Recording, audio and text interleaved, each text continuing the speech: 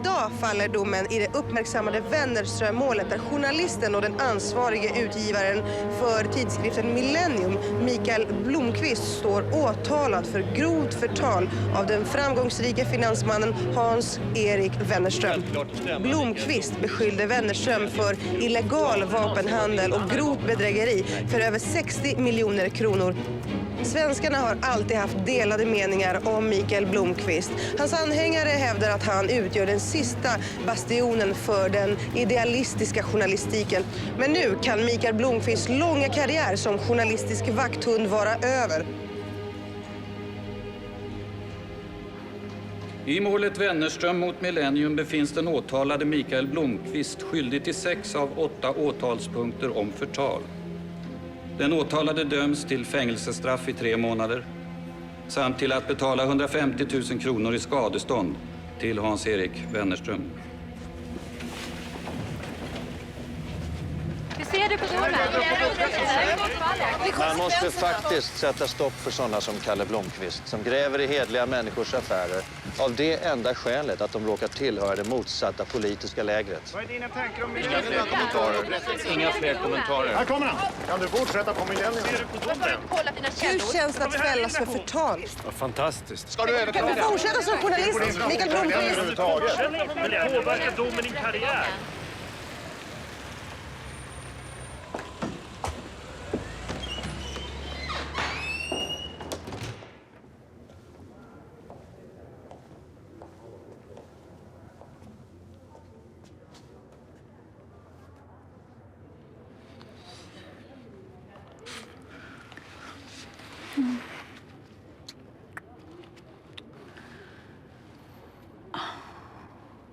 Det är för jävligt. Ja, det är för jävligt.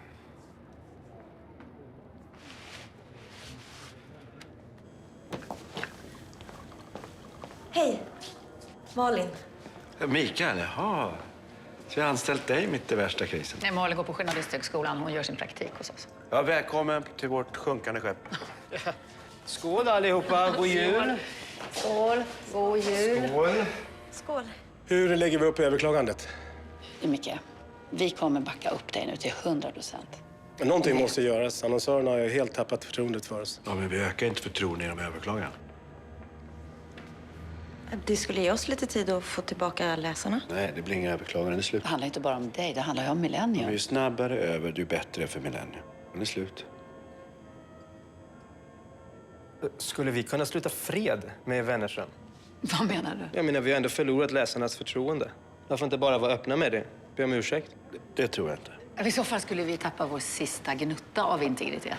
Ja, jag har en dålig nyhet också. Ja, som till motsats till alla goda nyheter då. Ja, precis. Jag har en gammal vän som jobbar på Sett och Hört. Det där kommer vara på löpet i hela Sverige från och med imorgon.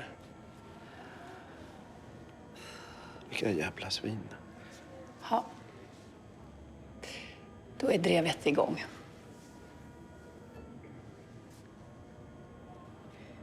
Inte för att jag vill spela djävulens advokat, men vore det kanske inte en bra idé ifall Mikael tog ledigt ifrån Millennium ett litet tag?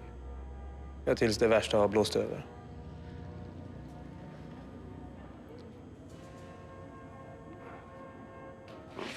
God jul.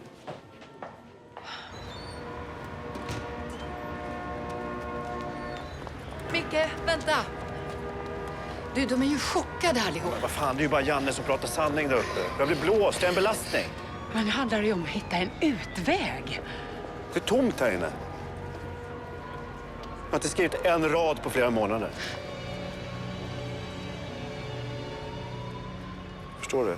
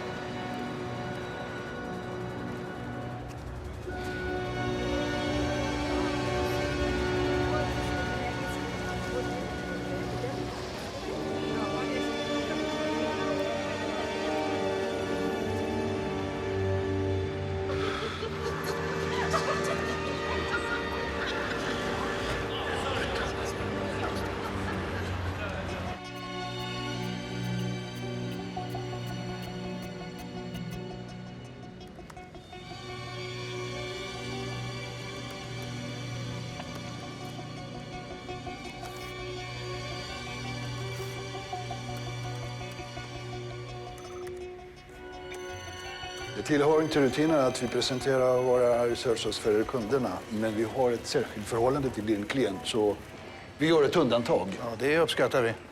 Men jag måste nog varna dig att Lisbeth är en, ja vad ska man säga, lite speciell flicka. Alltså, hur då speciell? Ja, men missbedöm henne inte. Hon är vår absolut bästa researcher. Ja. God morgon, Lisbeth.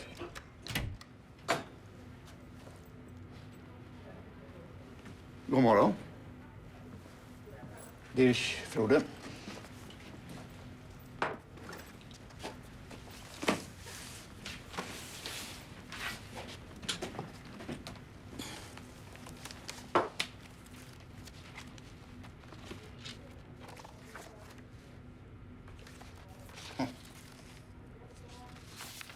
Jaha.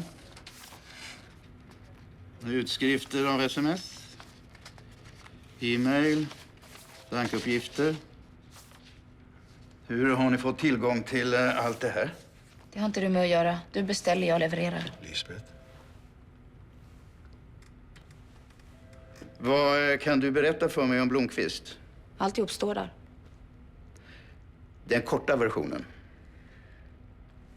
Mikael Blomqvist, även känd som Kalle Blomqvist, ett smeknamn han fick efter att ha klarat upp några bankrån på 80-talet. Sen dess har han varit en offentlig person utan några större hemligheter, så det mesta där är artiklar som vem som helst kan läsa. Men han har alltså hemligheter? Alla har hemligheter. Hur hårt är han drabbad av Millenniums kris? Ja, rent ekonomiskt. Du kanske skulle ta och läsa rapporten, allting står där. Lisbeth. Fröken Salander, finns det något ytterligare att tillfoga? Jag menar, har ni någon personlig reflektion? Det är något konstigt med hela Wennerström-affären. Hur då? Ja, finns det någonting mer? Jag är anlitad för att undersöka Blomqvist, inte gräva i hans jobb. Men jag skulle nog ändå gärna vilja höra din personliga åsikt. Blomqvist är vit. Han har inte ens en fortkörningsbot. Jag hittar ingenting på honom. Jag tror inte att han har fabricerat falska bevis mot Wennerström. Jag tror någon har blåst honom. Varför frågar du inte mig för? Det finns ju inte en advokat i världen som kunde ha räddat det där. Nej, det vet jag väl. Jag har läst domen. Ja, och det är väl skälet till att inte dra in dig. Ja, men, det är inte det jag blir störd på. Det jag blir störd på det är att inte du ens har frågat mig. Jag är din syster. Ja, jag vet det. Ja, men vad bra att du vet det. Tack. Det räcker väl med att jag dras ner i skiten. Jag behöver inte dra ner resten av familjen. Men nu ska du sitta i fängelse. Jag fattar inte det här.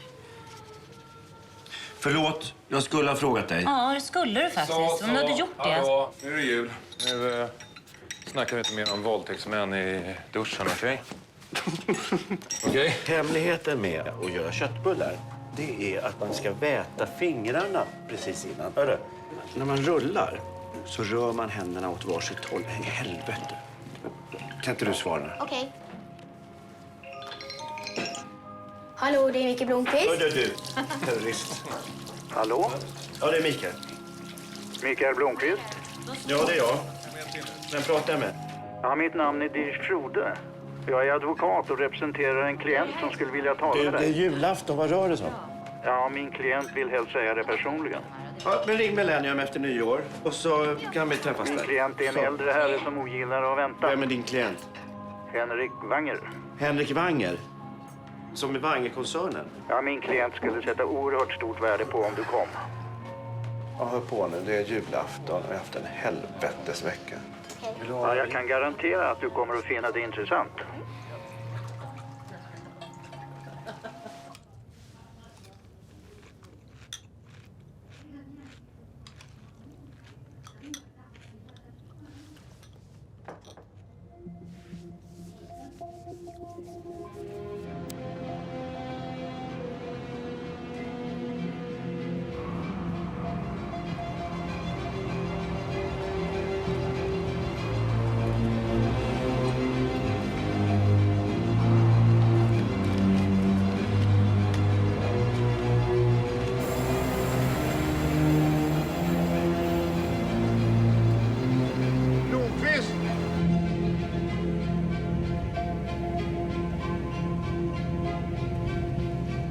Ja, Henrik bor på Hedebyön.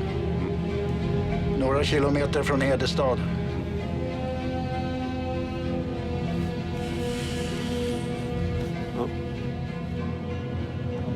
Ja, den här bron det är den enda förbindelsen tillbaka till fastlandet.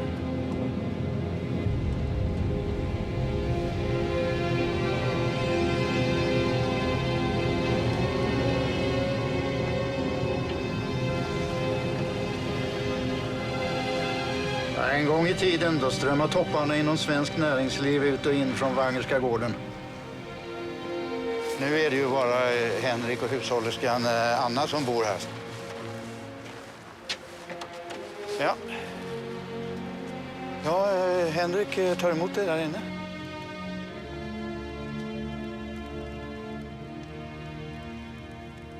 Tack för att du kom, Mikael.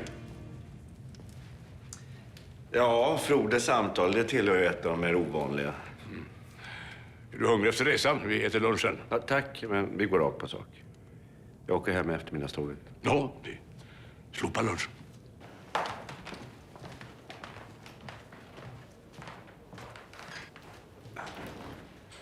Kommer du ihåg henne?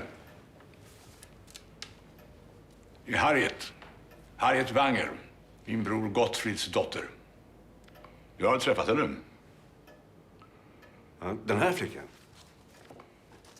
Din far arbetade för mig sommaren 1965. Han var maskintekniker på mekaniska verkstaden här i Hedestad och bodde i en av våra stugor.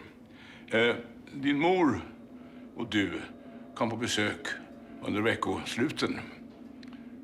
Harriet var barnvakt åt dig. Ni lekte ofta där ute vid vattnet. Jag kommer ihåg henne. Harriet. Jag fick aldrig några egna barn. Harriet var min ögonsten. Hon var oerhört intelligent. Jag betraktade henne som min egen dotter. Ja, vad hände henne då? Jag tror hon blev mördad. Mördad?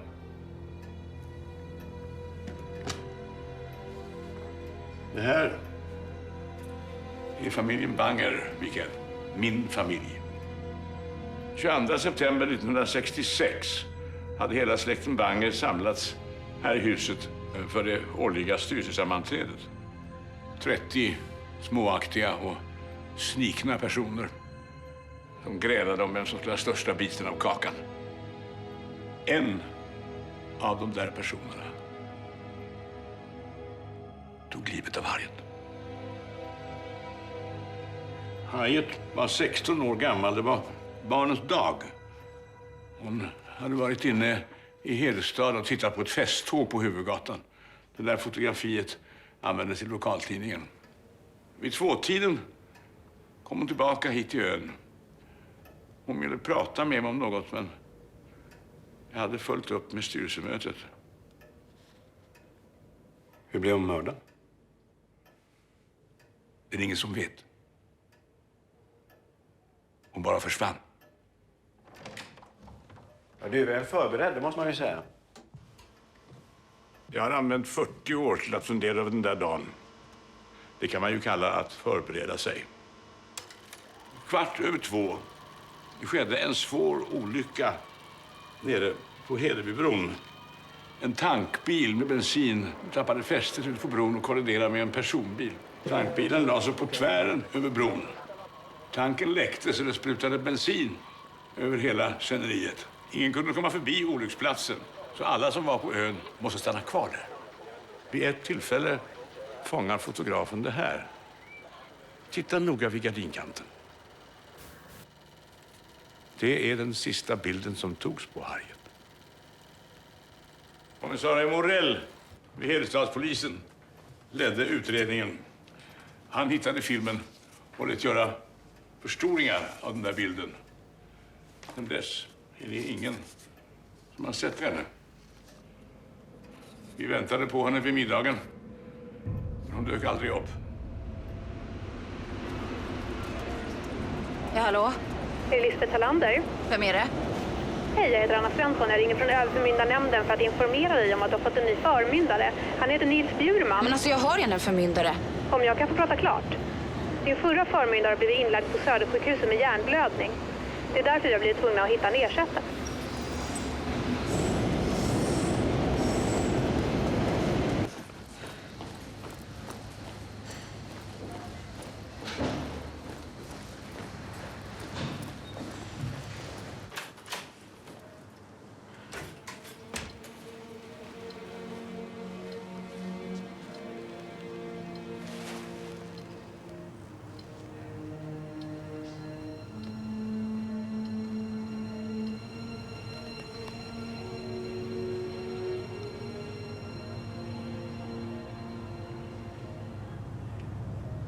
Jävla idiot.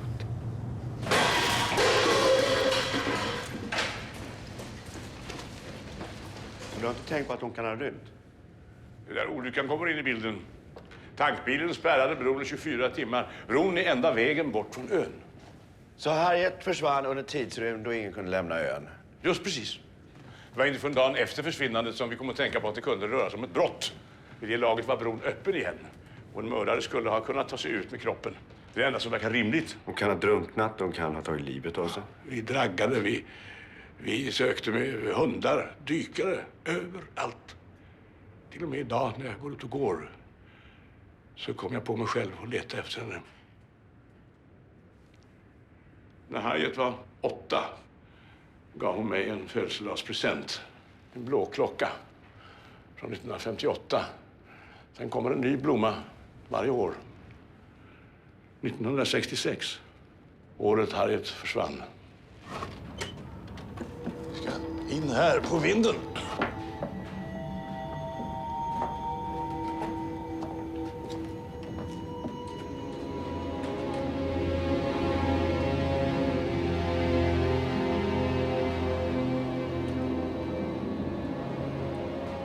Helt otroligt. Varenda förbannade år sedan dess får jag på min födelsedag en blomma med posten. Från olika delar av världen. Så vem skulle ha skickat blommorna? Harriets mördare. Ja, du känner inte min familj. Du vet inte vad de är i stånd till. Jag favoriserade Harriet. Och det gjorde henne till ett självskrivet offer för alla som vill ha mer makt inom Bangerkoncernen. Han ville krossa mig. Jag är 82 år gammal. Polisen har gett upp för länge sedan. Och jag är rädd att jag kommer att gå i graven utan att få veta. Hjälp mig göra ett sista försök att ta reda på vad som hände. Men varför just jag? Jag har följt dig genom åren. Du är en förbannat duktig journalist. Du är envis. Ja, jag begär inte att du ska lösa mysteriet. Men jag vet att du kommer att göra ett försök. Du har ett halvår kvar innan du ska avtjäna ditt straff. Med all respekt, du har ägnat 40 år av ditt liv. Jag kommer att betala dig ett ansenligt arvode. Du blir en välbärgad man. Du har ingenting att förlora. Du har inget att återvända till i Stockholm.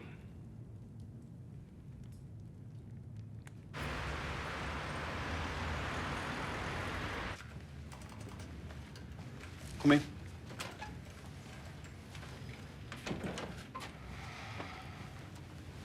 Ja, det var ju tur att vi hann träffas trots att det är jul. Varsågod och sitt. Tack.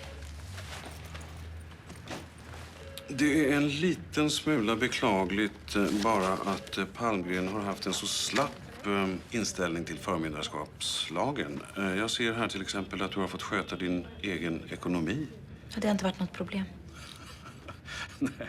Nej, säkert inte Lisbeth, men du vet att som din nya förmyndare så är jag både juridiskt och ekonomiskt ansvarig för det. Och det innebär att det är jag som får skulden om du plötsligt skulle göra slut på alla dina pengar och inte kan betala hyra. Jag har ett jobb. Jag tjänar mina egna pengar. Det är inget problem. Ja, du jobbar åt Milton Security, ser jag här. Ja. Vad gör du där? Koka kaffe, kopiera papper. Jaha, okej. Men då gör vi så här tycker jag att från och med idag så går din lön in på ett nytt konto som disponeras av mig. Du kommer att få ut en liten summa varje månad som täcker dina personliga utgifter. Men alla utgifter därutöver måste du komma till mig med och få godkända. Okej?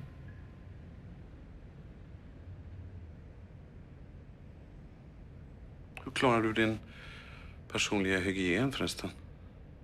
Vad menar du? Jag tänker på de här ringarna och sådär. Får du inte infektioner av dem? Har du någon pojkvän? Nej. Har du haft sexuellt umgänge någon gång? Jag är 24 år. Mm. Så hur många har du haft samlag med? Ja, alltså jag är din förmyndare, Lisbeth. Jag är ansvarig för dig i alla avseenden, så... Det är faktiskt min plikt, mitt jobb att ställa de här frågorna till dig. Hur många har du haft sex med? Det är mitt privatliv. Du vet att jag kan skriva här antingen att du är samarbetsvillig eller så kan jag skriva att du är problematisk, att du är obstinat. Och då kommer ditt liv väldigt snart att bli väldigt besvärligt. Så hur många har du haft sex med? 2. 2. 200. Nej, 2000. 200 000. Är vi klara? Vilken typ av sex då? Har du några speciella preferenser?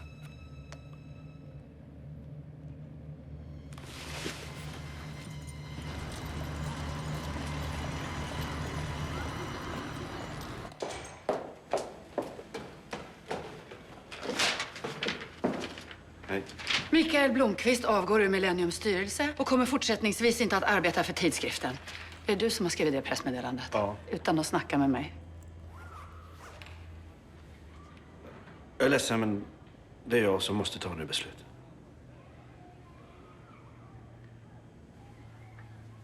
Och vad händer nu då? Jag ska jobba med Henrik Wanger i Hedestad. Henrik Wanger? Okej. Du ska jobba för storkapitalet nu då? Jag ska inte jobba med Wanger-koncernen.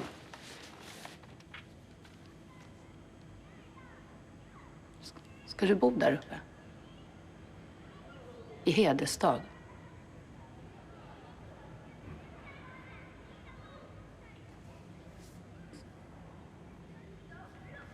Trevlig resa.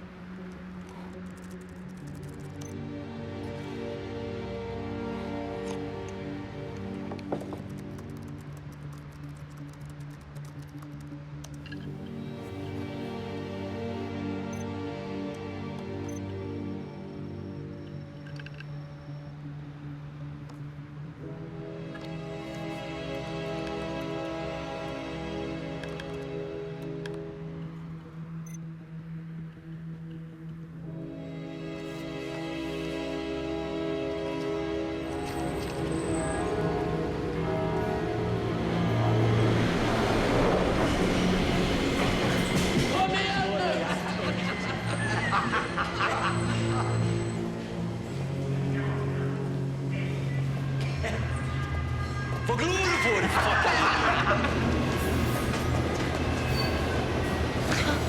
Vad fan gör du, din överfitta? Ta ner den! Vad är det där, fitta? Vad fan?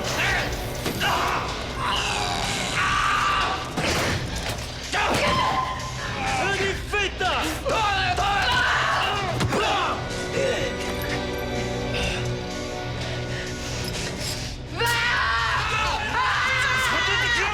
Jävla fitta, kom igen då!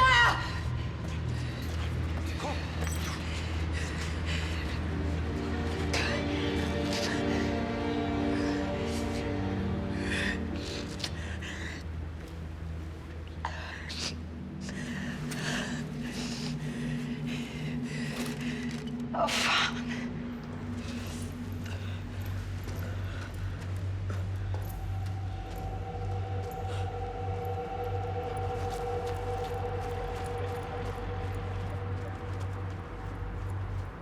Ja, hallå? Det är Lisbeth. Vad tror du? Hårddisken kan jag rädda. Okej.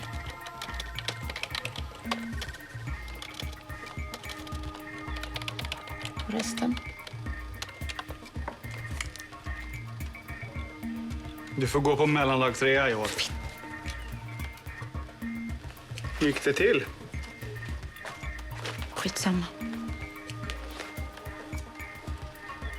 Du stinker öl. Till skillnad från dig som är nyduschad.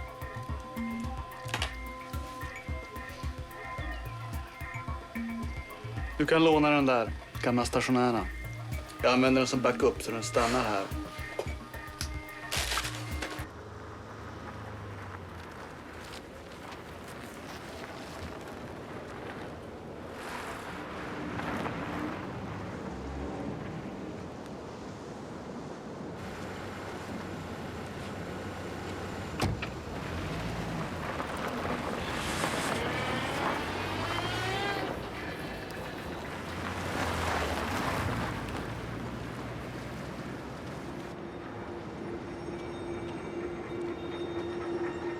Välkommen till Hedeby. Härligt uppfriskande med detta kyliga väder. Ja, tack du. Eftersom du inte vill bo i huvudbyggnaden så hoppas jag att du kommer att trivas här.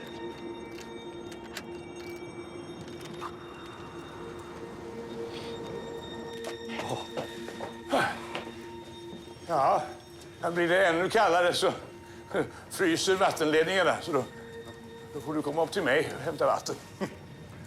Ja, jag har sett till att de ska elda här.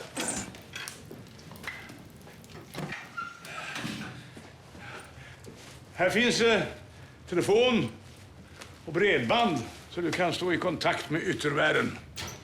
Ja, det är bra. Ställ det där bara.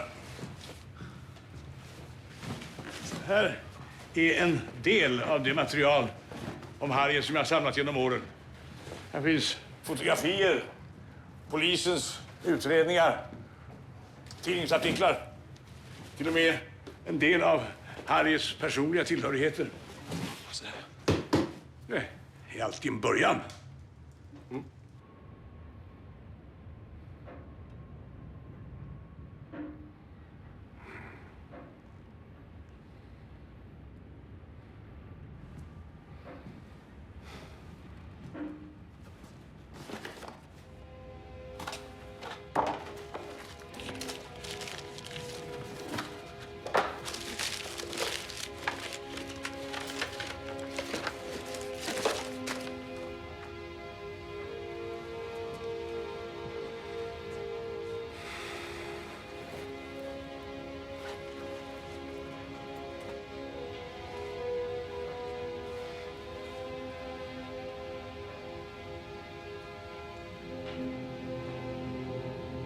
Du var en vacker barnvakt.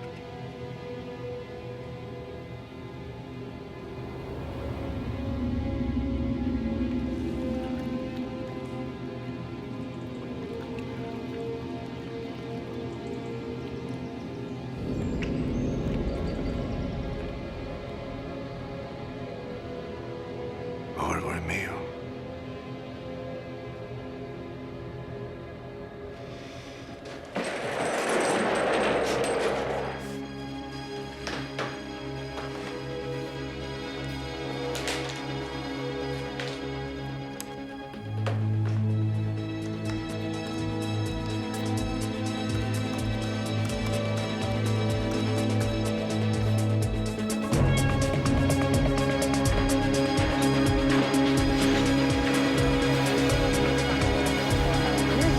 Personer riskerar att dö.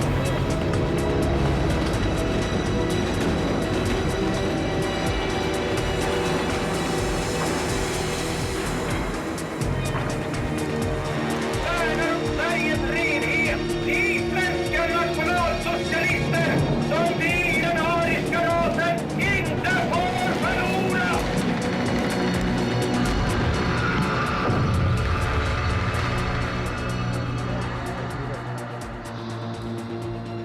På det hela taget är familjen Wanger en mycket obehaglig skara. De flesta av oss avskyr varandra men tvingas ihop på grund av koncernen. Där inne bor min bror Harald.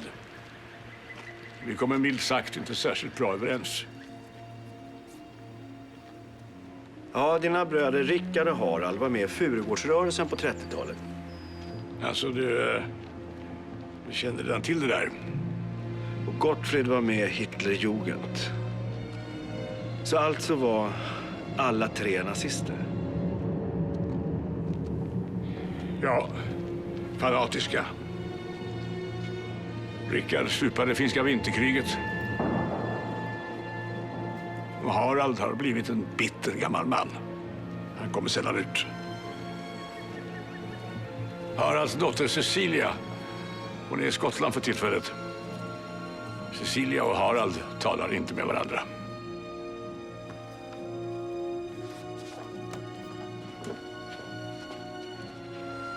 Där uppe bor Martin, Harriets bror.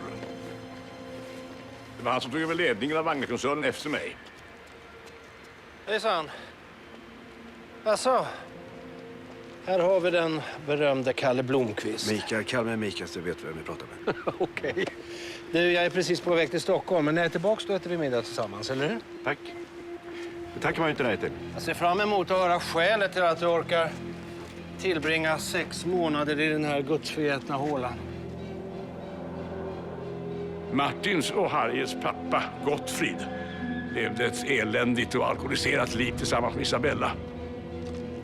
Jag har aldrig upplevt en kvinna vara sämre mor än Isabella var för Harriet. Jag ingrep och tog hand om Harriet och Martin. Det är alla i familjen Wanger som bor här. På själva dagen var det förstås åtskilligt fler. Cecilias syster Anita som dog i cancer för några år sedan. Greger Wanger, Ulrika Wanger. Men stopp, vänta lite. Vilka är misstänkta? Ingen. Alla. Det är där du kommer in i bilden.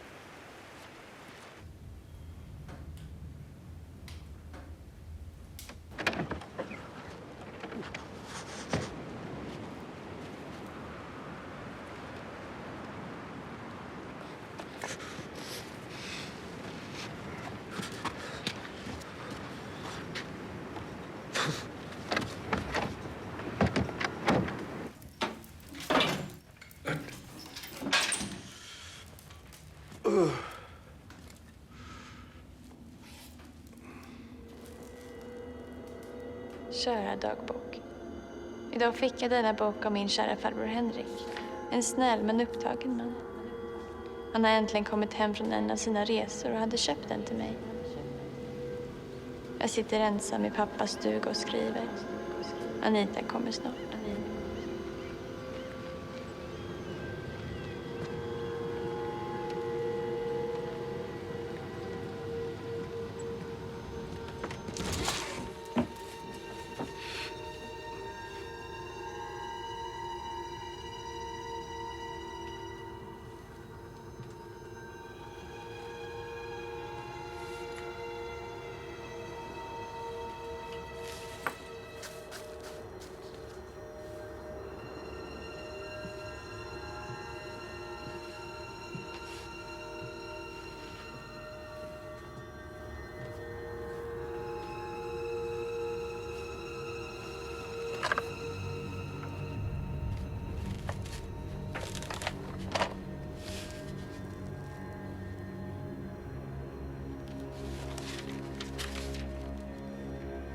Alltså, det är du som snokar i familjens historia?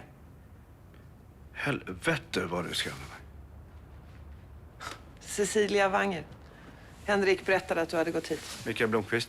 Ja, jag känner igen dig. Från tidningarna. Vad har du där då? Harriets bibel. Hon brukade ofta vara här tillsammans med min syster. Anita. Ja. Sista sommaren innan hon försvann. Lite underligt med tanke på att hennes pappa dog här. Dog Gottfrid här? Han söp sig redlös och föll i sjön. Man hittade honom inte förrän morgonen efter. Där nere, vid badbryggan. Oj, oj. Det var året innan Harriet försvann. Men Henrik sa att du hade rest bort. Jag var ju tvungen att komma tillbaka hit för att gömma Harriets lik. Vi fick aldrig gå här när vi var små, liksom. Tack. Du är Haralds dotter. Då är Martin en kusin. Ja, det är inte lätt att hålla reda på hela den här familjen. Martin och jag, vi är nog de enda som är glada att du är här. Förutom Henrik förstås. Det händer ju inte så mycket här på ön. Vi ses.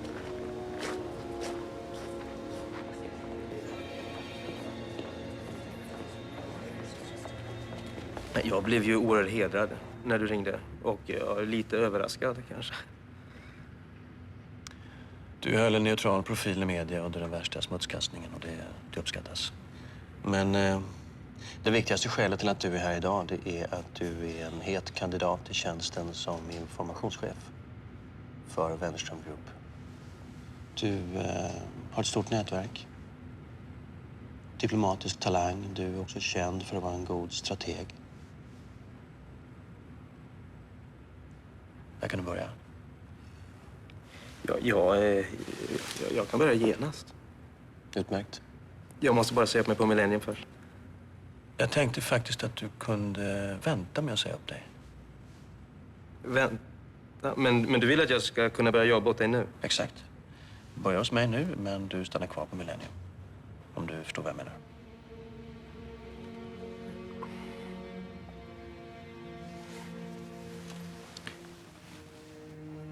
Mikael Blomkvist är borta. Det finns ingen där som kommer fortsätta undersöka dina förehavanden. Det är möjligt, men Millennium har ställt till ett helvete för mig det senaste halvåret. Då. Alla vet att det bara är månader, kanske veckor innan de lägger ner. Till det skulle jag helt enkelt sova lite bättre på nätterna. Om jag vet vad som pågår där inne. Förstår du vad jag menar? Ja. Kära dagbok. Det känns att det är höst. Vädret har blivit kallare. Magda 30112.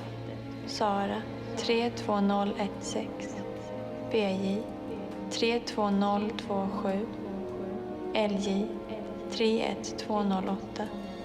Marie 32018. Uppriktigt sagt förstår jag inte varför Henrik har anlitat dig. Uppriktigt sagt så fattar inte jag det heller.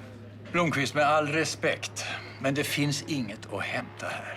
Det är snart 40 år sedan. Ni hittade Harriets dagbok, hennes pappas sommarstuga. Ja, dagboken, men den gav ingenting. De 5 namnen då, telefonnumren, det kan ju vara något. Ja, telefonnumren, det var ett stort mysterium. Och 32, det kan ju vara. Det skulle kunna vara Hedestad och 30 i Norrbyns område, men namnen stämmer inte med numren. Men ringde ni dem då? Vi ringde, vi vände dem baklänges, vi kastade om dem, vi tog bort siffror. Vi gjorde allt man kan göra. Enligt rapporten så beskrivs hon som inbunden och med ett religiöst svärmeri. Håller du med om det? Jo, men vem är inte inbunden som tonåring? Ja. Men det är sant, jo, hon skötte sig själv. Anita, hennes kusin, var den som kände henne bäst. Anita, det är Cecilia Wangers syster och Anita är död, eller hur? Ja, hon dog för länge sedan. Harriet var mitt första fall. Varenda dag i nästan 40 år har jag tänkt på det. Till sommaren blir jag pensionerad. Och det är först nu som jag börjar kunna släppa på det. Det finns inget svar. Det enda du åstadkommer är att hålla Henriks besatthet vid liv. Men lägg ner det här innan du blir smittad du med.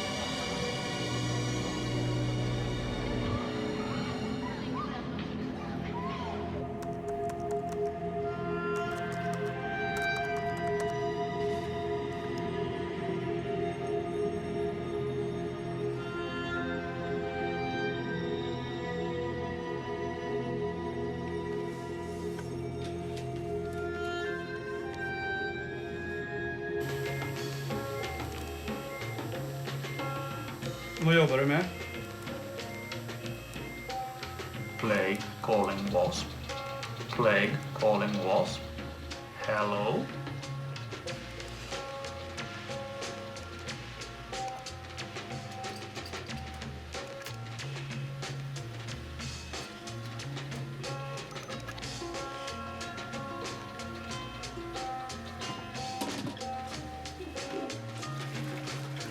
Ja, vem är veckans offer? Ingen.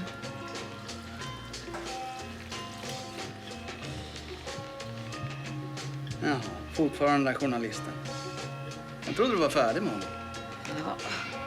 Varför fortsätter du då?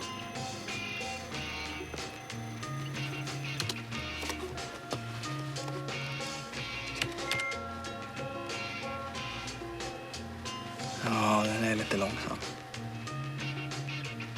Jag vet.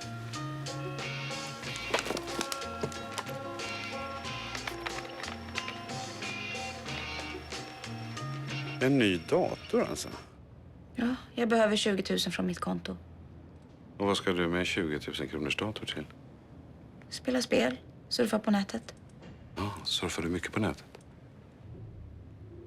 Chattar och så kanske? Mm.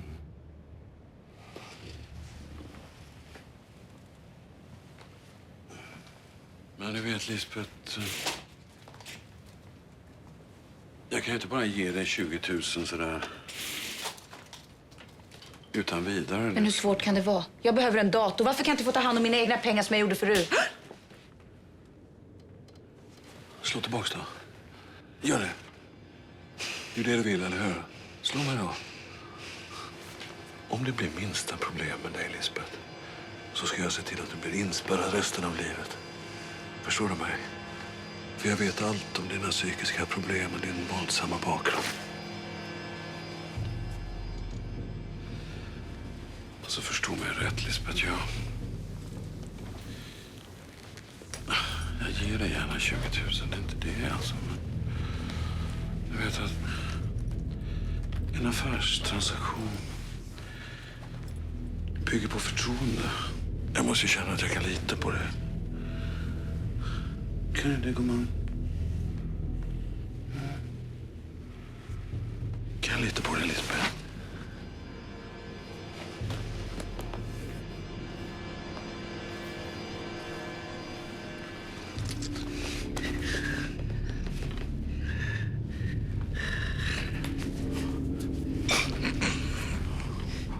Kan jag lita på dig?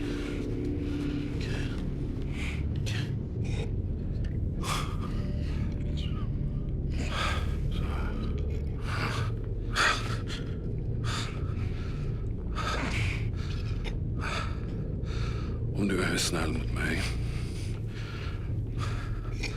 Om du är så här snäll mot mig så kommer jag alltid att vara snäll mot dig.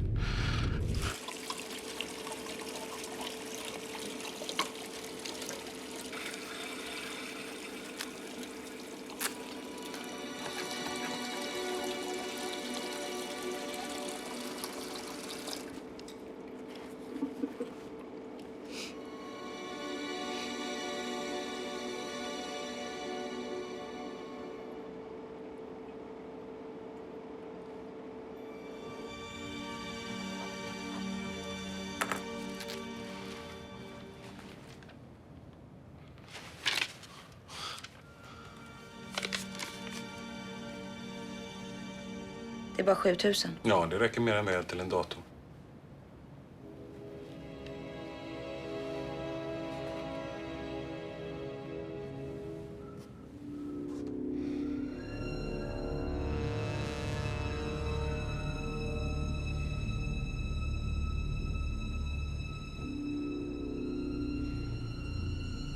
Vad tittar du på?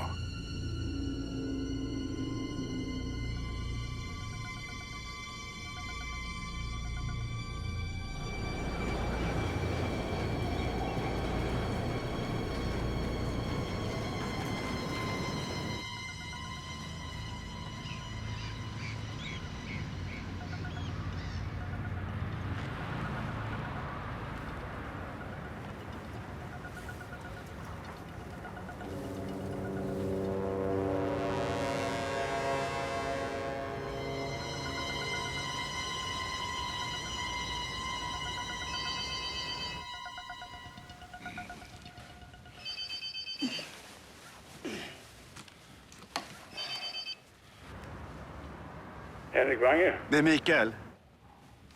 Har det hänt något? Vad är klockan? Du sa att det var en fotograf på Hedestads-Kuriren som fotade Barnestads-tåget. Ja, både Barnestadståget och olyckan. Ja, och du sitter kvar i styrelsen på Kuriren? Nej, det gör jag inte, men jag är fortfarande delägare. Bra.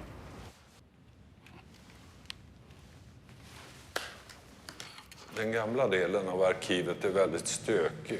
Vi har inte uppdaterat elektroniskt så allting ligger i mappar med negativ. 20, 30, 40, 50, 60. En fotograf tar mellan 2 till 10 rullar på en dag. Säkert 10 om man pratar om barnens dag. Här, september 1966. Jag behöver bara en period på 1 timme under själva paraden. Bara sätta gå. Är det inte mer finsorterat än så här? Om du har tur så ligger det i någorlunda rätt ordning. Ni har möjligtvis inte en negativskanner och ett ljusbord? Nej.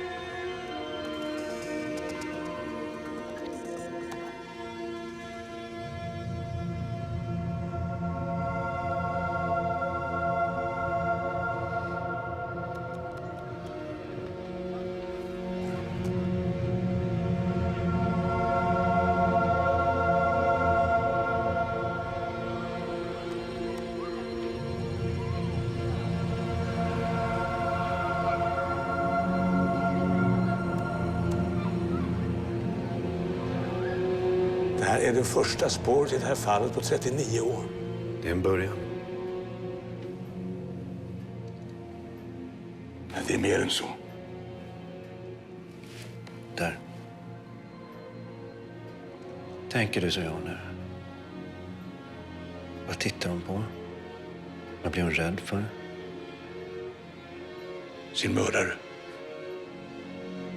Ungefär här. På andra sidan gatan står Harriets mördare.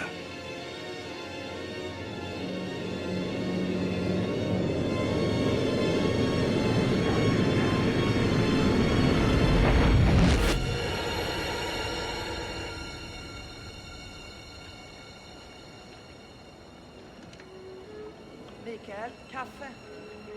Vad har du fått reda på egentligen? Har du hittat något? Ja, jag har väl läst några tusen sidor och jag vet att folk har hållit på med det här i 40 år. Om jag ska vara helt ärlig så har inte jag hittat någonting. Men borde inte du egentligen vara i Stockholm och jobba på att överklaga domen? Sluta nu. Men vadå? Sluta själv, Martin. Jag menar, Mikael är väl tillräckligt gammal för att kunna säga om han inte... Jag blev blåst.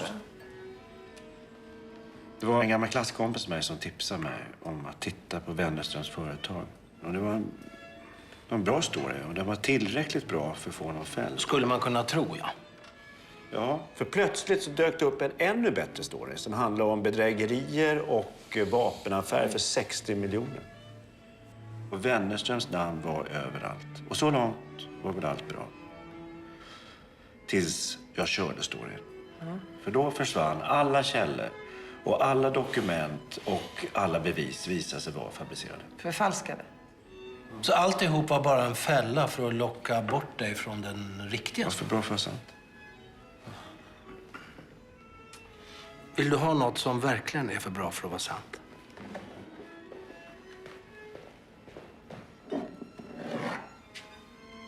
Single malt, 21 år gammal.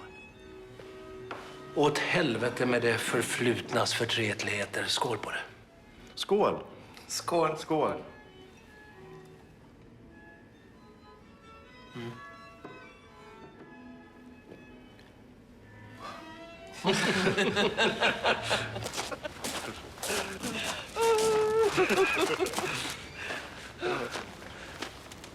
Du, ska vi ta ett sista glas vin?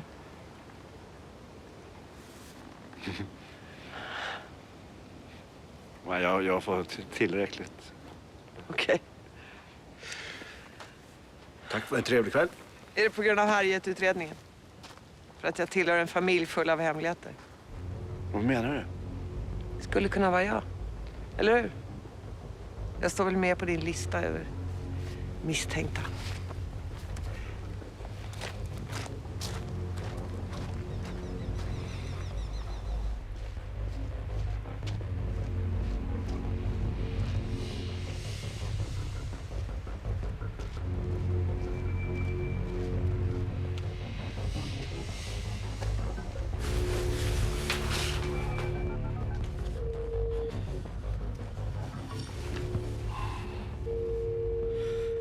Erika Berger, jag kan inte ta samtalet just nu, så lämna meddelande. Hej Erika, ring någon gång.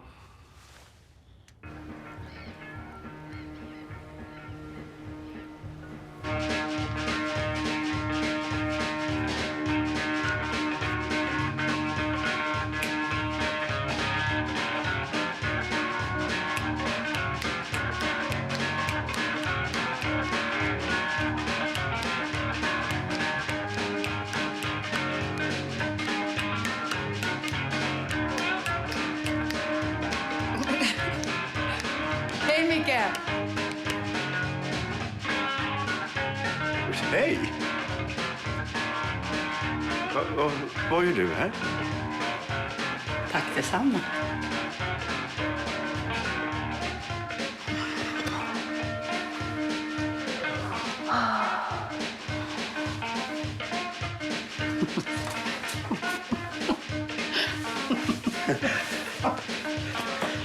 Ja, välkommen till landet. Ja, det kan man verkligen säga. Vad är allt det här för någonting då? Ja, det är mitt liv nu för tiden. Ja, det hänger i ordning. Jag tittar bara. Mysigt. Vad hade det här då?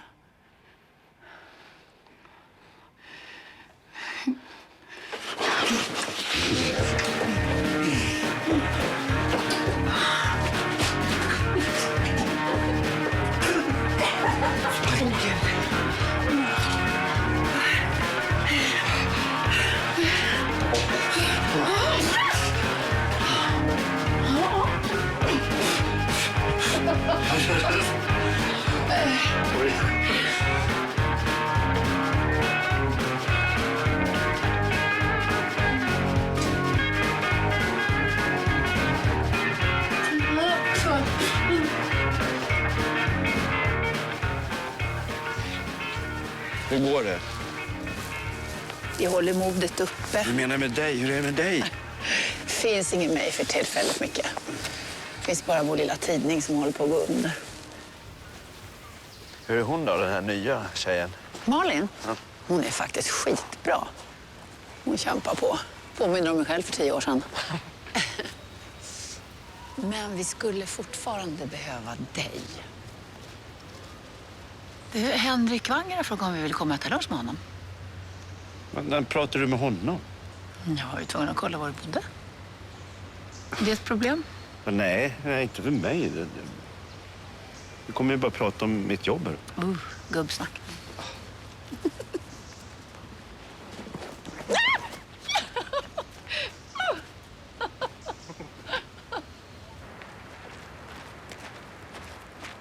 Hej. Angenämt. Så det är du som har kidnappat min redaktör. Nu tänkte jag att vi skulle börja med att tala affärer. Och så kan vi njuta av maten sen i lugn och ro. Affärer? Ja, har du inte berättat för Mikael om vårt lilla samtal? Nej, jag tänkte att jag skulle överraska honom. Vad håller du på med? Jag har pratat med Henrik om att investera i Millennium. Hur länge har ni spelat bakom min rygg? Tycker du verkligen att du har rätt att lägga dig i hur jag ska rädda Millennium? Nej, men jag har rätt till en åsikt, eller hur? Ja. Och hur låter den? Att en radikal tidning som vår allierar sig med en av Sveriges största industrimagnater. Ja, det ser bra ut. Jag bryr mig inte om hur det ser ut, Micke. Det handlar om att rädda tidningen. Du har rätt. Det kan verka dubbelmoral, men jag tänker inte lägga mig i. Och är det någonting jag avskyr så är det när tidningar mister sin integritet på grund av aktieinnehavarna. Vad vill du med Millennium, Henrik? Erika har gjort ett utomordentligt researcharbete. Hon vet att jag har en svaghet för att gå in i projekt där alla andra har gett upp. Det borde du ha insett vid det här laget också, Mikael. Skål. Skål.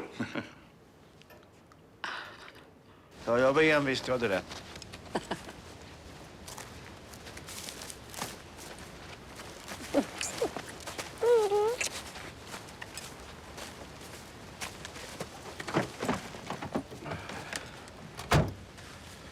Ska du med? Ska jag bli klar med det här? Ta hand om dig nu.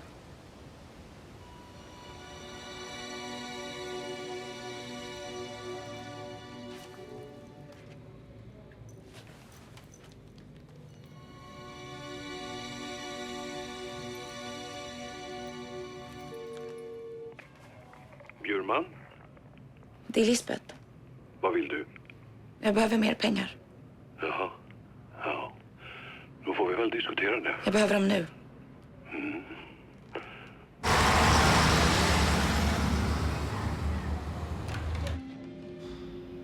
Hej, välkommen. Kom in och häng om dig. Jag ska bara ha mina pengar. Ja, det är klart du ska få dina pengar. Tack för senast förresten. Jag hoppas att du tycker att det var lika Jag trevligt vill som inte jag. suga av dig varje gång jag behöver pengar. Inte? Vad vill du då? Vill du att jag ska ringa till överförmyndarnämnden kanske och säga att du har trängt dig in här i mitt hem och hotat mig? Är det det du vill? Så får vi se sen hur snabbt det går innan du är tillbaka på psyket igen. Mm?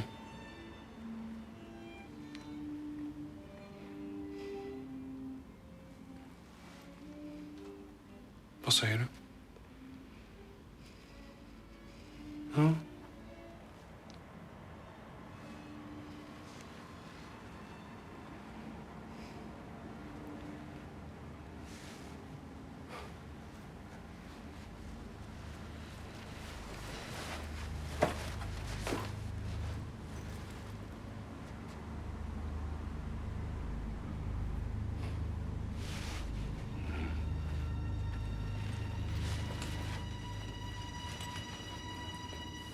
Så är det mycket bättre.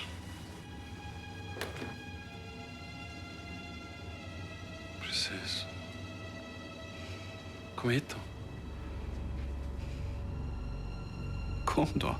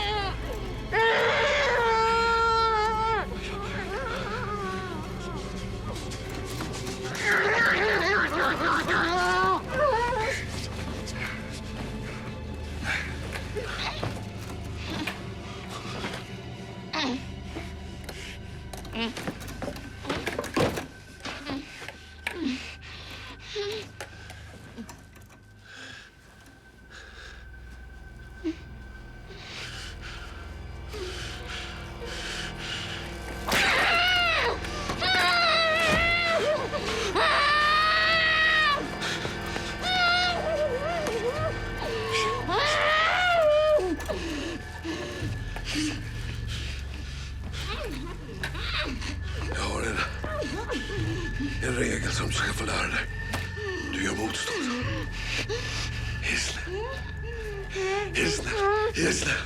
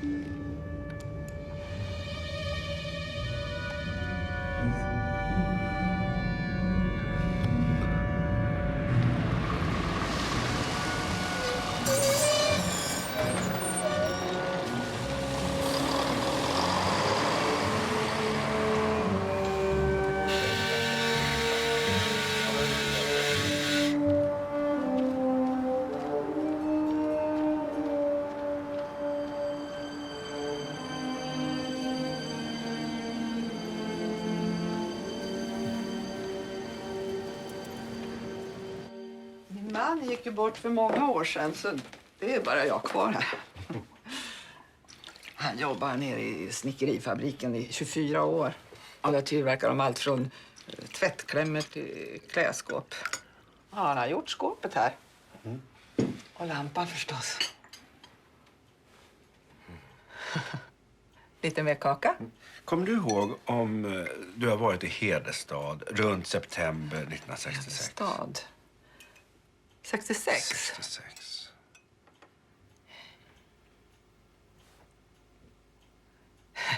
Det var ju då vi gjorde vår bröllopsresa.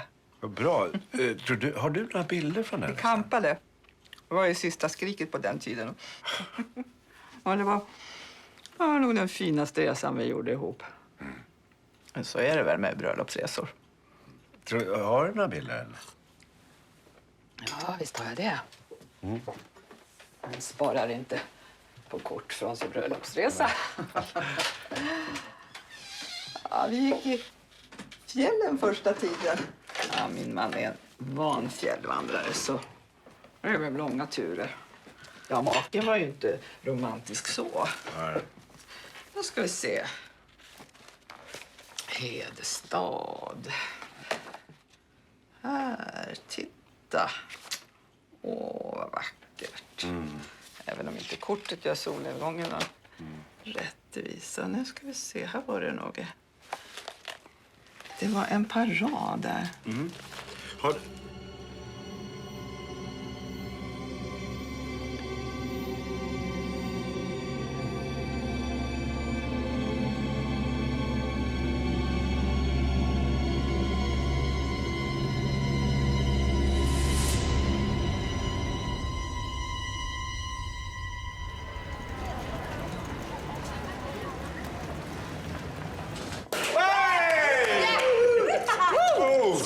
Skål för Henrik Wanger! Skål för Henrik Wanger! Skål för Henrik. Du, jag fick ju ett negativ från Micke som han ville att jag skulle göra skarpare. Du, vad fan är det han håller på med där uppe? Han leker detektiv. Sherlock Holmes. Skål, hörni. Ja, skål för Sherlock Holmes. Skål, Sherlock.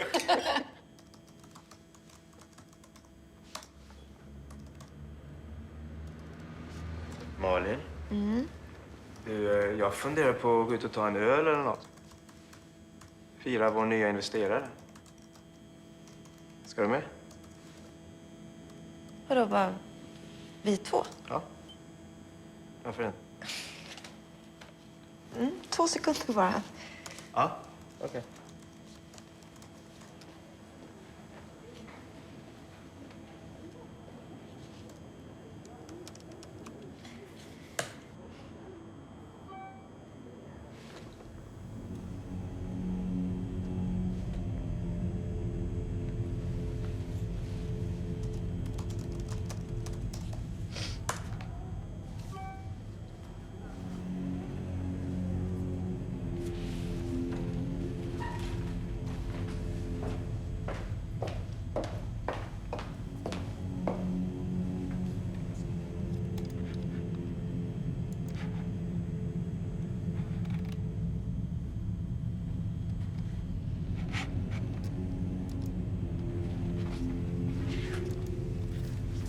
Oj, förlåt.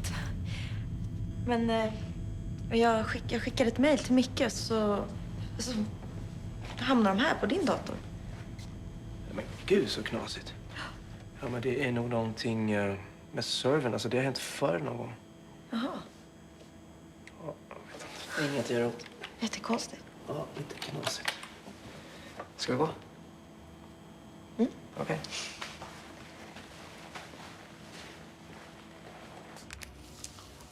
Vad tror du om det där? Det ser bra ut. Det är rätt känsligt här nere så det kommer nog göra ont. Nu kör vi.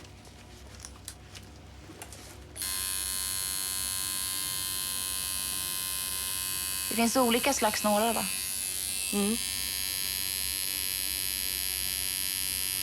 Hur stor är den största? Jag kan visa dig sen om du vill.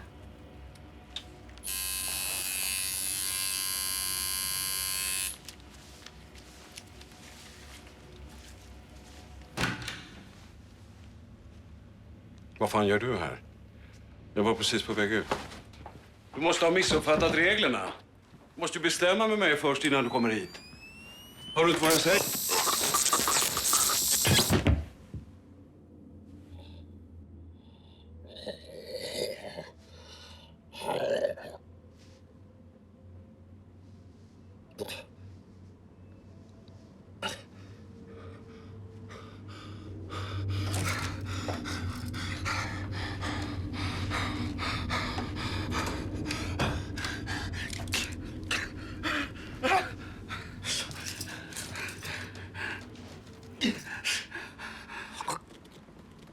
Släpp loss mig, Lisbeth. Hör du vad jag säger? Släpp loss mig. Gillar du att vara bunden? Eller tycker du mer om att binda andra? Tycker du mer om att binda andra?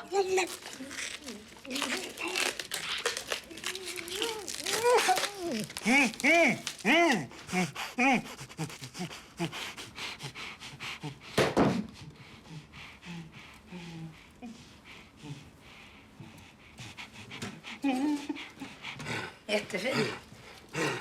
Har du valt den själv? Har du inte valt den själv? Jag tycker den var fin.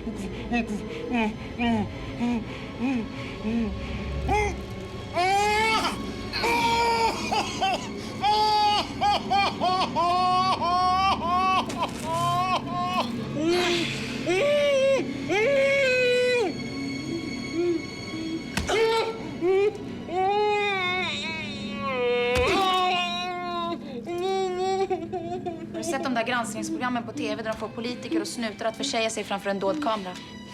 Vi har såna kameror på Milton Security. Jag hade en sån i väskan sist jag var här. Hej. Välkommen. Jag trodde bara att jag skulle suga av dig. Kom igen, häng av dig. Du är sjukare än vad jag trodde. Den håller på ett par timmar så du har gott om tid att tänka på vad polisen och media skulle säga om jag skickar den till dem. Ja, det är klart du ska få. Ha så trevligt. Tack för senast förresten. Hoppas att du tycker att det var lika trevligt som jag.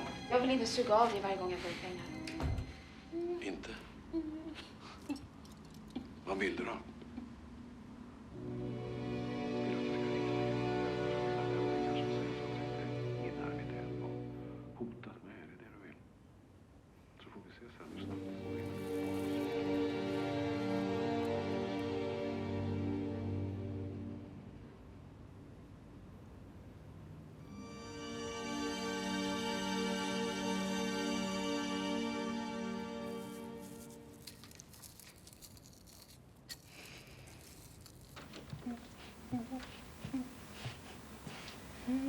Nu ska jag berätta för dig vad vi ska göra och du bara nickar till svar. Okej? Jag disponerar mitt konto själv i fortsättningen. Du har ingen tillgång till det längre. Jag bestämmer själv över mina pengar. Förstår du? Varje månad ska du skriva en rapport till överförmyndarnämnden där du säger att jag sköter mig exemplariskt. Till och med bättre än någonsin. Om exakt ett år från och med nu så ansöker du hos tingsrätten om att få min omyndighetsförklaring upphävd. Jag kommer mejla instruktioner. Du ska aldrig kontakta mig igen. Om du gör det kommer en kopia på vår lilla film att hamna hos polisen och på varenda tidningsredaktion över hela landet. Samma sak händer om jag blir sjuk, råkar illa ut eller om du på något sätt frångår det jag sagt. Har du förstått? Bra.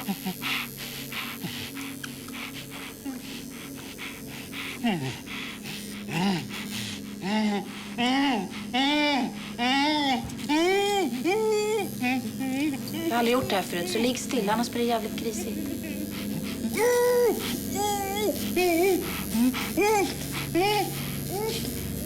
Ligg still nu.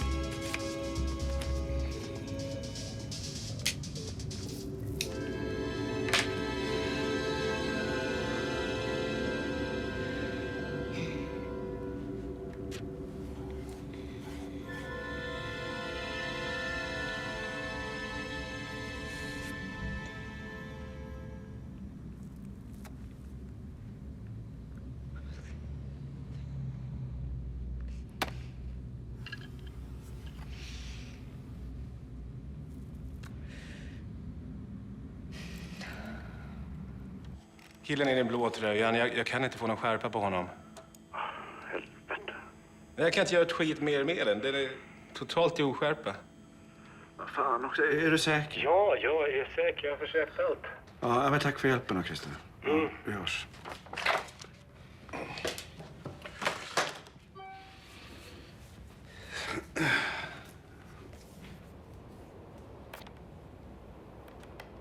W.A.S.P. Harrys telefonnummer.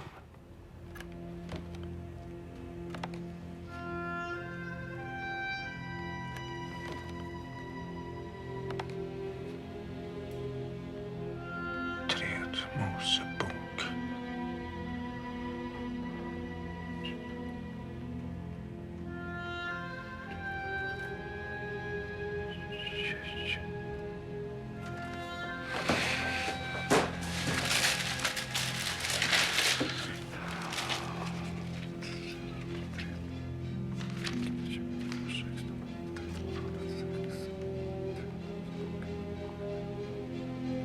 Om en kvinna rör vid något djur och beblandar sig med det, ska du Om en dräpa kvinna bort kommer med något djur, beblandar sig därmed, så ska du dräpa både kvinnan och djuret. De ska straffas med döden. Blodskuld låter vi dem. Marie 320118. Magda 30112. Tredje Mosebok kapitel 1, vers 12. Så ska hon ta 2 turturduvor eller 2 unga duvor. En till brännoffer och en till syndoffer. BJ 32027. När någon man eller kvinna befattar sig med Om någon man andebesvärjelse kvinna befattar sig med andebesvärjelse eller någon straffas med spådom, döden. den straffas med döden. Man ska stena honom. Vi ska straffas med döden.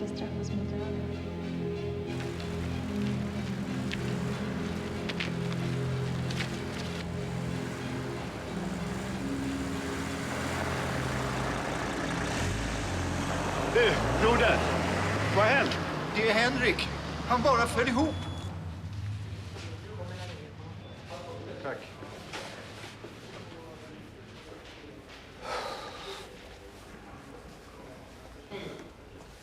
Det är en infarkt. De ska operera honom akut. Hur är prognoserna? Och de talar om bypass, så att det är allvarligt. Vill du ha kaffe? Nej.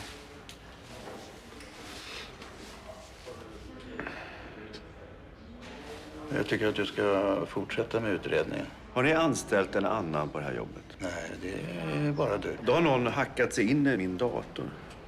Någon som heter W.A.S.P. har skickat ett mejl med en kopia på ett av mina egna dokument. Så vederbörande har alltså gått in på min hårddisk. Är det någonting som du känner till?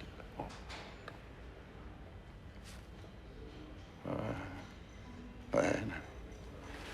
Men jag anar kanske vem det skulle kunna vara.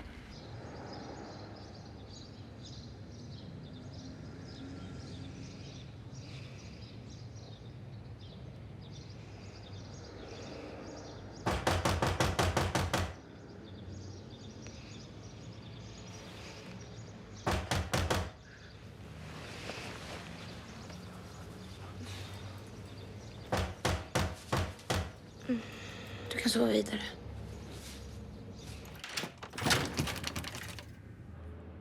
Lisbeth Salander. Vem är du? Lägg av, du vet vem jag är. Får jag komma in?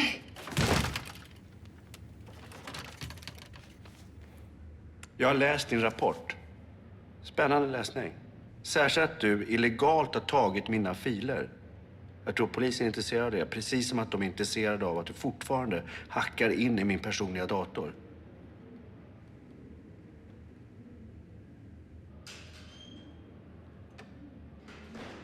Om du tar bort den här pärmen så kan jag ta av säkerhetskedjan.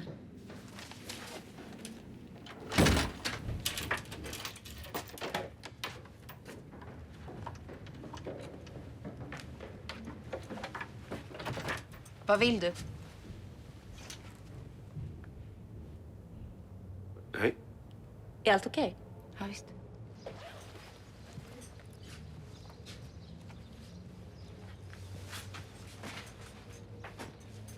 Vad vill du? Har du lite kaffe?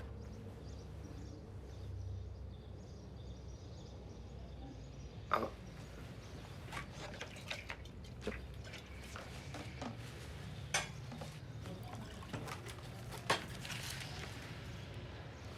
Mhm.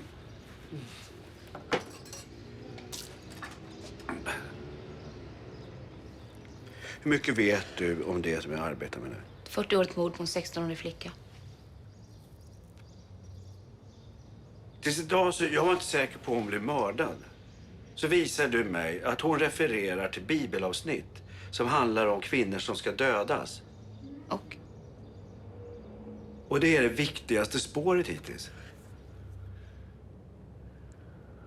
Och? Jag behöver din hjälp. Du får bra betalt. Jag har redan ett jobb. Lisbeth, du jobbar som en professionell hacker som inte vill bli upptäckt. Och så skickar du ett mejl till mig som du vet att jag kan spåra. Varför gör du det?